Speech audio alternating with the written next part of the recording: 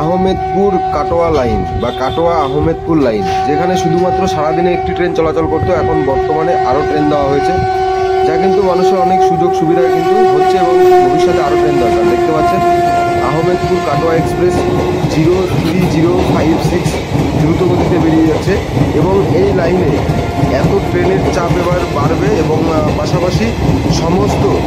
যে মালগাড়িগুলো চলাচল করে এই লাইনে, তো সেই কারণেই কিন্তু তো কিন্নাহার ও দাসকল গ্রামের মাঝে জুবুটিয়া রেলগেট, জুবুটিয়া গ্রাম, তো সেখানে রেলগেট রয়েছে। সেই রেলগেটের কাছেই রেলগেটকে পুরোপুরি ম্যানহীন করার জন্য, মানে রেলগেটে যে সমস্ত গেট ফেলার প্রয়োজন হয়, যেখানে জ্যাম হয়ে যায় এবং প্রচুর লোকেরও প্রয়োজন রয়েছে, যেমন মানে কি ম্যান পাওয়ারের প্রয়োজন রয়েছে, সেগুলো শেষ করার জন্যই কিন্তু এখন বর্তমানে সমস্ত কম বেশি প্রায় রেলগেটে শিয়ালদা ডিভিশন, হাওড়া ডিভিশন এবং দেশের বিভিন্ন প্রান্তে যে সমস্ত রেলগেটগুলো রয়েছে সেগুলো ক্লোজ করার উদ্দেশ্যেই সমস্ত জায়গায় এই যে হেভি লোডেড ক্রেন দিয়ে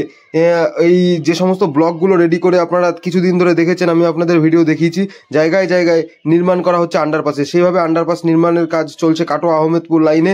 আগামী দিনে এই লাইনেও গতি আরও বাড়বে, স্পিডে ট্রেন চলবে, ভবিষ্যতে আরও ট্রেন বাড়ানো হবে। সেই উদ্দেশ্যে, সেই লক্ষ্যেই কিন্তু এখন বর্তমানে করা হচ্ছে আন্ডারপাসের কাজ। ভিডিও এবং ফটো সংগৃহীত